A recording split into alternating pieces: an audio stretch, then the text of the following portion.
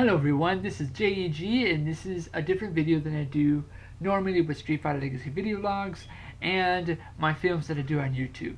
This is going to be a quick review of Batman vs Superman Dawn of Justice. So this is spoilers ahead, and if you haven't seen the movie, please watch the movie and then see this video. If you don't care, then by all means, watch the video. So, Batman vs Superman, two gladiators, two iconic comics, characters colliding for the first time on the big screen is history in the making, whether you like it or not. It's a massive, huge thing going on for DC Cinematic Universe, okay? And I don't think it's over. I don't think it's over yet, okay? I believe that the Batman vs Superman thing is still going on, okay? I believe, in my opinion and my theory, that in Man of Steel, when Superman turned on the kryptonite ship, he accidentally sent a beacon out in the universe, and this same beacon that General Zod saw, that he came to invade Earth and make a new Krypton on Earth, convinced him to do so. This same beacon has spread throughout the entire universe, and Darkseid has witnessed this beacon. He has sensed this beacon, and wherever this beacon came from, it has immense power that can wipe out the entire universe, whoever holds it. And Darkseid is coming. Oh, he's coming. Yes. Okay, he's coming, and this is why Batman is assembling the Justice League. But this is the thing, the Justice League has failed. They are dead. They didn't make it. Darkseid has invaded and killed every single one of them. Everyone has died. And before Batman dies, he tells the Flash, who was a living survivor, to go back in the past and warn the Justice League from Darkseid coming. But instead, the Flash skipped that time and went way in the past, before even the Justice League was assembled, to warn Bruce Wayne to find him. That he was right this whole time, that he's coming, and that he needs to find them and assemble the Justice League. That someone, I believe, is referring to Darkseid, okay? Maybe not Superman, Darkseid. But in this movie, it could be referring to Superman, because this is what's going on in that film. Okay, so Man of Steel and then Batman vs Superman. So this is just a theory. I believe that Suicide Squad is in the middle, okay? So it's Man of Steel, which is a Superman solo film, Suicide Squad, which is a supervillain film, but with Batman in it towards the end, okay? It could be even towards the beginning or end. If it's towards the beginning, then it's how they went into Arkham Asylum in the first place, the supervillains. But if it's at the end of the film, it's Batman in the end taking down the Arkham inmates, okay, and trying to stop Joker, from his evil plot, okay? And then after that film, Batman, who is now doing a deal with Metropolis to merge with Gotham City, goes off to Metropolis by helicopter, which then does the main events of Batman vs Superman. You get what I'm getting at here? Okay. So this is where Bruce Wayne, as the 50-year-old Bruce Wayne, touches down on Metropolis and sees a massive destruction of Metropolis. Okay, but before we get that, that's just the origins. That's just my theory. Okay, and they're supposed, all films of the DC universe are supposed to be one gigantic, massive, graphic comic novel of a film. It's one huge, gigantic book. If you go to Barnes and Nobles and you pick a gigantic book like Nightfall, for example. Okay, that's one gigantic book with several issues of story arcs in that same thing. Same with this. They're trying to make one gigantic, massive film, one film, but different separate films to kind of connect the dots. Different than Marvel, where Marvel kind of does separate films that are based on that character, but are also referenced by other Marvel Cinematic Universe stories. Okay, so that's different, and then they have deleted scenes at the end of the Marvel films. But in the DC Cinematic Universe, the difference is that there are references within the film itself. You have to watch this film 20 times or more to really understand every look and cranny. There's a lot of Easter eggs in this film, but I won't be able to reveal every single Easter egg because it's too much to talk about right now, and this is just a review. Okay, so the story is, it begins with Batman v Superman, Dawn of Justice. It begins with Bruce Wayne, okay? How he witnesses the death of his parents by gunshot, and you visually see it masterfully done by Zack Snyder's amazing visual filmmaking abilities. You can see it in the opening. You can see it throughout the film as a Zack Snyder film, but the opening is a very important scene. Even though we have seen and witnessed the deaths of Bruce Wayne's parents many times in films, this is still important because it's a subplot within the film that happens at this scene. When Thomas Wayne dies, he says to Bruce Wayne's mom, Martha, and that kind of automatically clicks for the entire film.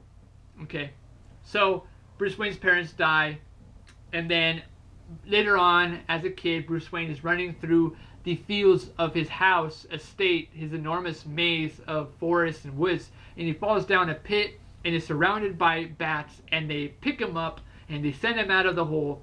And then that is the introduction to Bruce Wayne's origin, to how he kind of became Batman. They don't really tell too much of how he became Batman, but we already know. This is just a nod to Bruce Wayne becoming Batman. Okay, so this is 50 years later after that.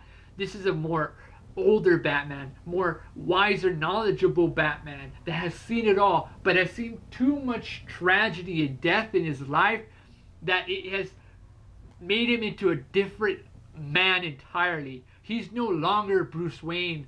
He's no longer the Batman we know. He is a deep, dark Batman that even he doesn't even recognize, you know? Okay, so he goes to Metropolis, okay, and he witnesses the massive destruction that in Man of Steel happened, okay? But we see it in Bruce Wayne's perspective as a human being, okay? We see it as people. He's literally, okay, he literally sees the drive that destroyed the entire Metropolis city. He sees buildings just get blown up. And he drives in his car and he takes off towards the building because he was supposed to have a meeting with this guy in Metropolis. And he's trying to warn him, but there's too much destruction and chaos. Okay, Bruce Wayne tries to tell him, get everyone out of there. Everyone out of there. But the building blows up and you can see lasers coming out from the building, and the building just gets destroyed. Bruce Wayne gets there too late, and at the same time he sees a man crippled because this massive building just collapsed on his leg, and Bruce Wayne helps pick him up and take him out. Then this little girl gets saved, and during this little girl scene, heart scene, okay, he sees Superman for the first time fighting General Zod, and he gives this unearthly stare to Superman, okay, and that's how the opening is. Very just like that, okay. You saw it in the trailers and you see it in the opening of the scene, okay. So what happens next is a lot of stuff going between Batman, Superman, Lois Lane, Lex Luthor, and the government council, okay, and Doomsday. So there's a lot of plots going on around here, okay. So in order to really understand the story, I'm gonna do bits of plots from different characters, okay. So you have Batman. Batman is his justice is no longer a balance anymore. He's been branding people with this bat mark, on people, and officers, cops, or even Gotham people, innocent people are scared. They call Batman the devil, and this is something that Batman has clearly done due to the loss of his family members and friends that he has lost along the way. He has dealt with a lot in his life, so he's in a dark corner where he cannot escape from. Then you have Superman, okay, who is still the symbol of hope, but no longer humanity trusts him. He doesn't know where he stands anymore, and humanity has just turned its back on Superman. But even though humanity has turned itself on Superman, he still feels that he's responsible for what humanity has done. And from his mom's perspective, Martha Kent, he tells him it's not about what the people see good in you or bad in you. It's what you believe in that's right. And that's something that really gets to Superman in this film. He's still regarded as a symbol of hope, but he's gone to the point where what his father believed in doesn't exist anymore. That was Krypton. This is planet Earth. This is different. The systems are different here, and he needs to learn to get accustomed to those differences. That's what Superman thing is going. So you already have this kind of Batman vendetta, but now you have the Superman vendetta, because when he watches TV, he sees this vigilante going around and killing off people and branding people and saying this is justice. He just doesn't like the fact that Gotham City does nothing about this criminal. This guy's a criminal and he's killing off people. It's not right. He's bad to society itself, while Batman feels Superman is bad to the human race. Okay, so you already know why they're clashing heads. Okay, you have Lois Lane. Lois Lane and Clark Kent are in a romantic relationship, different than the other films. In here, there's no secret. Okay, they know who they are. They know who each other are. It's to the point where I think that even the Daily Planet know who he is. They know who Clark Kent is. They know Clark Kent is Superman. And the Daily Planet chief is telling him to follow this sport report, Clark Kent, but he wants to follow the Batman thing. He feels that something should be done about Batman. Someone should put a stop to this. While Batman wants to put a stop to Superman, and feels he wants to find the kryptonite that they found in the lake that someone found, and are gonna plan to use it for their own. That he wants it so he can use against Superman as a weapon if needed. And Alfred is telling him, no, he's not our enemy, he's good. Okay, so we have multiple people telling them that they're good, okay, but they're bad, you have Lois Lane kind of questioning Superman, because you saved me, you have caused a lot of harm. The damage you caused isn't like a normal human. You're not human, but thank you for saving me, but you caused a lot of devastation,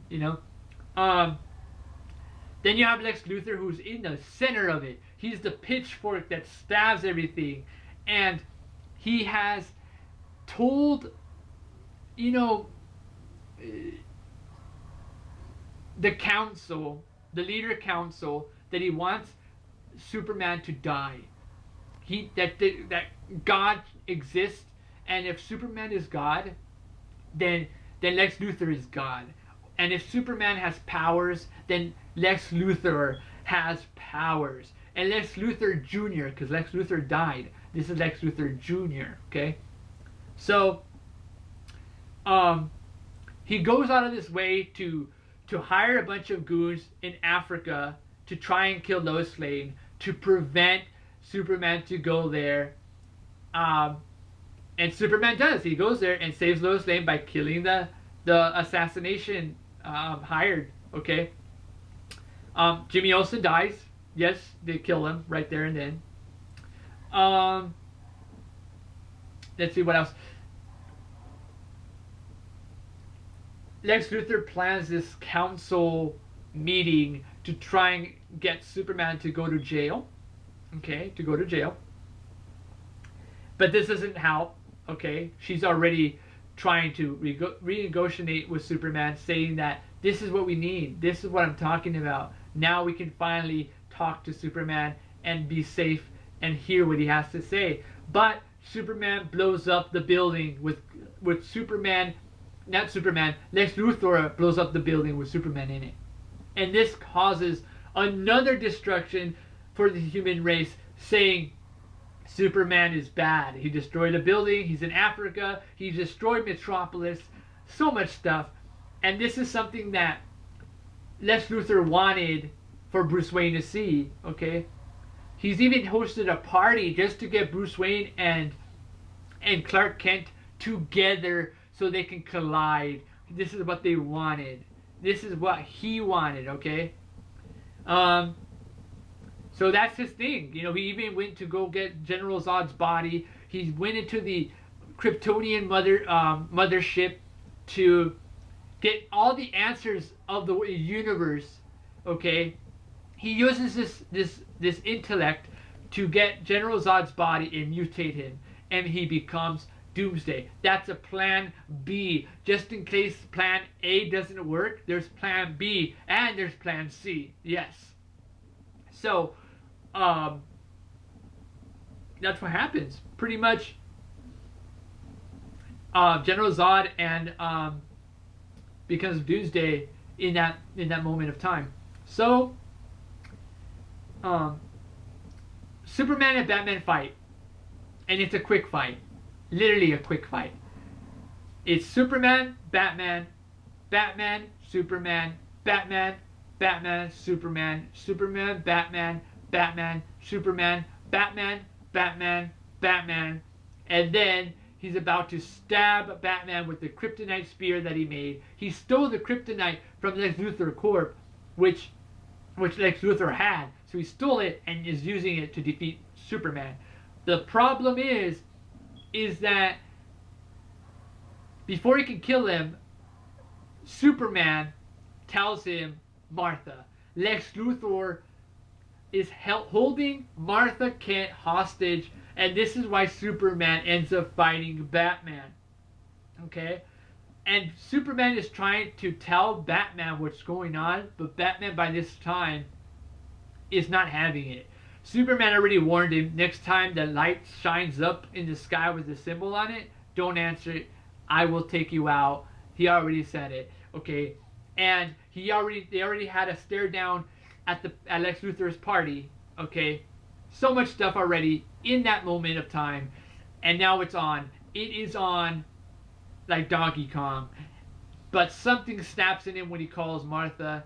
And Batman understands that Superman is hope. That this whole time Batman has been fighting against hope.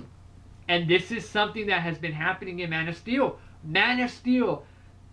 Superman's father believed that he can change the world. And this is what he means. Change the world by not just the humans, but the superheroes as well. He is a symbol of hope.